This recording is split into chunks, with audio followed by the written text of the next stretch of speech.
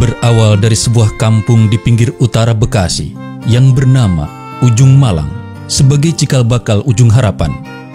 Sebuah daerah yang sejuk dan damai, keramah tamahan masyarakatnya terlihat jelas dari kehidupan sehari-hari penduduknya.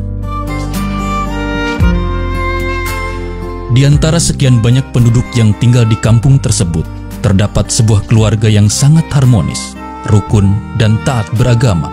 Dari keluarga inilah lahir seorang anak yang kelak akan menjadi seorang tokoh karismatik, seorang ulama yang juga sekaligus sebagai pejuang kemerdekaan. Nur Ali namanya, seorang anak yang memiliki tekad kuat untuk menciptakan kampung Ujung Malang menjadi kampung surga. Ia dilahirkan pada tanggal 15 Juni 1913 dan merupakan anak keempat dari pasangan Haji Anwar bin Haji Layu dan Hajah Maimunah binti Tarbin. Nur Ali kecil, tumbuh dan berkembang layaknya anak-anak lain pada umumnya. Sejak kecil, ia sudah memiliki kelebihan-kelebihan dibanding anak-anak lain seusianya. Sejak kecil, ia sudah gemar belajar ilmu-ilmu agama. Dan pada usianya yang ketujuh, atau sekitar tahun 1921, ia belajar pada guru maksum di Ujung Malang sampai tahun 1923. Kemudian pada tahun 1923 sampai tahun 1929, ia belajar pada Kiai Haji Mugni. Dari Kiai Haji Mugni inilah ia mengenal Kiai Haji Ahmad Marzuki di daerah Cipinang, Jakarta Timur, dan belajar kepada beliau pada tahun 1929 sampai tahun 1933. Di tempat inilah Nur Ali mengenal sejumlah teman yang kelak menjadi ulama terkenal di bilangan Jabodetabek. Di antaranya adalah Abdullah Syafi'i, Abdurrahman Sodri, Mukhtar Tobroni, Hasbiallah, dan lain-lain. Bakat kepemimpinan Nur Ali memang sudah menonjol sejak kecil. Ia tak mau berada di belakang di saat bermain, sehingga dalam sebuah kesempatan, ia senantiasa menjadi pemimpin. Nur Ali muda, sangat haus dengan ilmu pengetahuan khususnya ilmu-ilmu agama. Merasa tak puas dengan pengetahuan yang dimilikinya, ia pun rela meninggalkan kedua orang tua dan kampung halamannya untuk melanjutkan pendidikan di Makkatul Mukarramah. Berguru kepada Syekh Muhammad Ali Al-Maliki, Syekh Umar Hamdan, dan Syekh Muhammad Amin Al-Qutbi pada tahun 1933. Selain itu, ia juga belajar kepada Syekh Abdul Jalil yang mengajarkan ilmu politik kepadanya, dan Syekh Ibnu Arabi yang mengajarkan hadis serta ulumul Quran.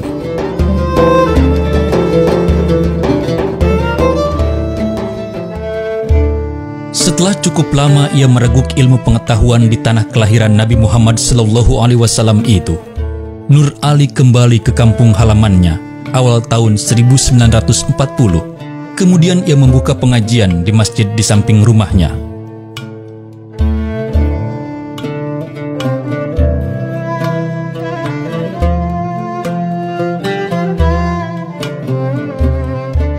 Pada April 1940, ia naik pelaminan dengan Siti Rohmah, putri guru Mugni, yang tak lain dan tak bukan adalah guru mengajinya di Ujung Malang.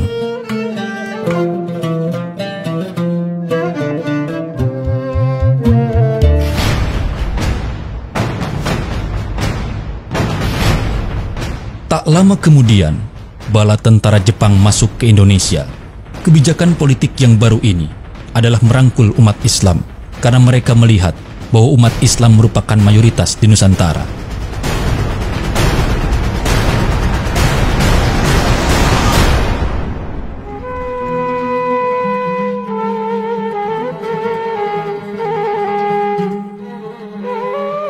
Kegiatan pesantren sempat terhenti waktu api revolusi berkobar. Namun usai perang melawan Belanda, pesantren ini didirikan kembali dengan nama Sekolah Rakyat Islam atau SRI Ujung Malang. Pada masa itu, penanganan sehari-hari SRI Ujung Malang dilakukan oleh Kiai Haji Abdul Mugni, Yakub Gani, Muhyiddin Anwar, Haji M. Arsyad, Haji Abdul Somad Murdani, Kiai Haji Zunaidi, dan Rohiman. Dalam waktu 2 tahun, SRI Ujung Malang tak mampu menampung jumlah murid yang terus membengkak. Maka para pengurus SRI Ujung Malang memindahkan kegiatan belajar dari rumah Yakub Gani ke masjid yang sekarang menjadi Masjid Al-Baqiyatus Shalihat pada tahun 1952. Para alumni SRI inilah yang kelak menjadi cikal bakal tenaga pengajar di At-Taqwa, seperti Kiai Haji Tajuddin Marzuki, Kiai Haji Ahmad Rosidi HS, dan Kiai Haji Ma'ali Samsudin. Kiai Haji Nur Ali mendirikan Organisasi Sosial Pembangunan Pemeliharaan dan Pertolongan Islam atau P3 Islam Ujung Malang. P3 Islam ini didirikan oleh para tokoh masyarakat Ujung Malang yang diketuai oleh Kiai Haji Nur Ali dan dibantu oleh Kiai Haji Mahmud Maksum, Haji Marzuki Anwar, Haji Mahbub Ma'an, Guru M. Zen Mugni, Jailani As'ari, HM Hasan Latif, dan Haji Romli Gudang, yang pada tahun 1956 berstatus yayasan. Tak ketinggalan, Kiai Haji Nur Ali memerintahkan Kiai Haji Abdurrahman untuk mendirikan pesantren Bahagia di Kampung 200. Selanjutnya, ia mendirikan Madrasah Tsanawiyah atau MTS dan Sekolah Persiapan Madrasah Menengah atau SPMM At-Taqwa. Sedangkan untuk pendidikan putri, pada tahun 1964 didirikan Madrasah Al-Baqiyatus Shalihat. Pada tahun 1986 terjadi perubahan dari Yayasan P3 Islam menjadi Yayasan At-Taqwa. Kemudian Kiai Haji Nur Ali melimpahkan tampuk kepemimpinan Yayasan At-Taqwa ini kepada anaknya, yakni Kiai Haji Muhammad Amin Nur. Namun beliau masih tetap mengajar sambil memberikan bimbingan. Imanun billah, satu ialah beriman pada Allah. Pokoknya beriman pada rukun iman yang 6 perkara itu termasuk pekerjaan yang paling apa? Sebab tanpa iman Islam tidak ada apa-apanya. Sholat kita, puasa kita, ya, haji kita, zakat kita, tanpa iman itu nggak ada apa-apa. Baru ada maknanya pekerjaan Islam tadi kalau ada iman pokok. Tapi yang lain tanpa Islam juga nggak ada apa-apa lagi. Orang umpama dia berjuang, berjihad, berjariah, bersedekah, tapi sholat mah kagak, puasa kagak, zakat kagak, haji kagak, itu pun tidak ada maknanya lagi. Akhirnya, ulama besar ini berpulang ke rahmatullah pada tanggal 5 Mei 1991 Masehi, bertepatan pada tanggal 25 Rajab 1412 Hijriah. Dengan meninggalkan beberapa orang anak yang kini berperan aktif dalam membantu perkembangan Yayasan At-Taqwa.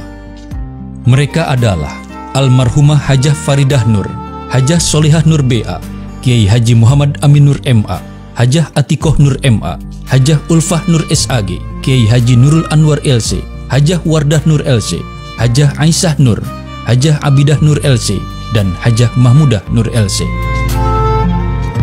Kini, sang singa Karawang Bekasi itu telah tiada. Namun perkampungan surga yang dibangunnya masih berdiri tegak di Kampung Ujung Harapan, Bahagia, Bekasi. Semoga harapan dan kebahagiaan senantiasa terpancar dari pesantren ini untuk selamanya.